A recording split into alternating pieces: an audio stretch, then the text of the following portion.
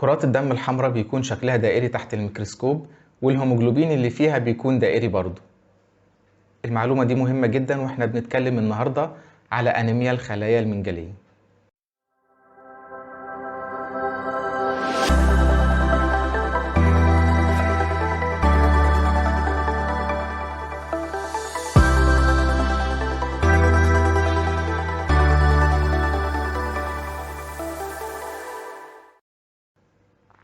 السلام عليكم ورحمة الله وبركاته. أنيميا الخلايا المنجلية. مرض أنيميا الخلايا المنجلية ده مرض وراثي، بيبدأ ظهور أعراضه على الطفل بعد 6 شهور من الولادة. بينشأ من زواج أب حامل للمرض من أم حاملة للمرض، وزي ما اتفقنا قبل كده الأنيميا عبارة عن نقص الحديد أيا كان سببه، وفي الحالة دي بيكون السبب هو تكسر خلايا الدم الحمراء الهشة. المرض ده مش بيظهر غير لو كان الأب والأم حاملين للمرض. يعني إيه جملة حاملين للمرض دي؟ إحنا قلناها قبل كده.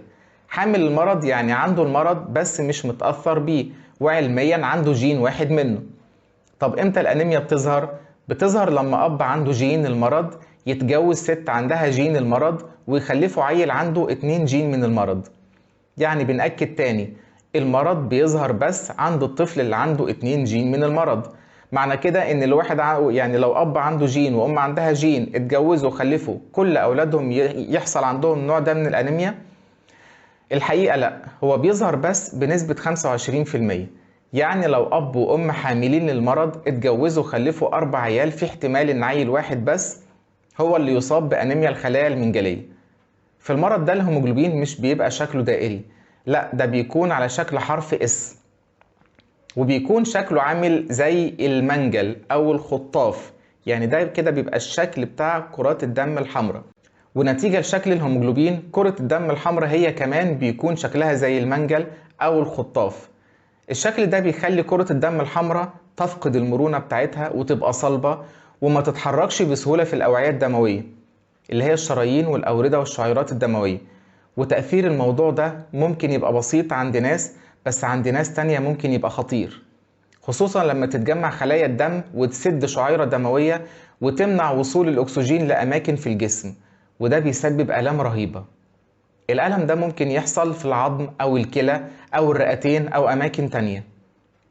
أنيميا خلايا الدم المنجلية بتخلي المريض حاسس بالإجهاد على طول ونفس قصير، لأن تجمعات وتكتلات خلايا الدم المنجلية ممكن كمان تسبب تلف الكلى ودم في البول، ظهور دم في البول، وأحيانا تلف في الأمعاء والرئتين، ولو وصلت للمخ بتسبب تشنجات وفقدان الوعي، وأحيانا سكتة دماغية بعديها موت طبعا. طب المرض بيتشخص إزاي؟ يعني إمتى أعرف إن الطفل عنده أنيميا الخلايا المنجلية؟ طبعا لو في سوابق في الأسرة ظهر عندها النوع ده من الأنيميا لازم أتوقع حاجة زي كده. وكمان في تحليل قبل الجواز بيتعمل بيبين إذا كنت حامل للمرض ولا لأ.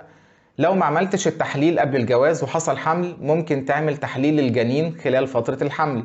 بعد الولادة سهل طبعا إننا نعمل صورة دم وتحليل كهربي للهيموجلوبين ونعرف فيه إصابة ولا لأ. وده نفس الكلام اللي احنا قلناه واحنا بنتكلم على أنيميا البحر المتوسط. مرضى أنيميا الخلايا المنجلية بتكون عندهم مشكلة كبيرة في حالة حدوث أي عدوى بالبكتيريا أو بالفطريات، لدرجة إنها ممكن تسبب وفيات الأطفال. كمان الأم الحامل المصابة بأنيميا الخلايا المنجلية بتكون نسبة الإجهاض عندها كبيرة، ولو ما حصلش إجهاض بتخلف طفل ضعيف وزنه قليل. الأطفال ممكن يحصل لهم تورم في أصابع الإيدين والرجلين، حتى الرجالة ممكن يحصل لهم حالة من الانتصاب المؤلم لفترة طويلة. زي ما شفتوا كده يا جماعة، المرض خطير جدا وعلاجه الوحيد هو زرع النخاع.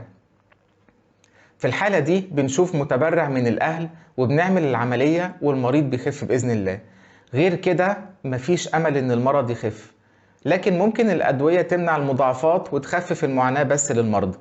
يعني الهدف هيكون بس منع نوبات الألم اللي احنا اتكلمنا عليها عن طريق مسكنات وسوائل بياخدها المريض في الوريد. بالنسبة للأطفال بياخدوا كل جرعات التطعيم أثناء الطفولة، ويبدأوا من سن 4 شهور ياخدوا جرعات من البنسلين يوميا لغاية مرحلة البلوغ. كل مرضى أنيميا الخلايا المنجلية لازم يشربوا لترين مية على الأقل يوميا، ويتجنبوا المجهود، لأن المجهود بيخليهم محتاجين للأكسجين أكتر. آخر حاجة هنقولها النهاردة، المرض ده قليل جدا في مصر بس منتشر في أمريكا الجنوبية.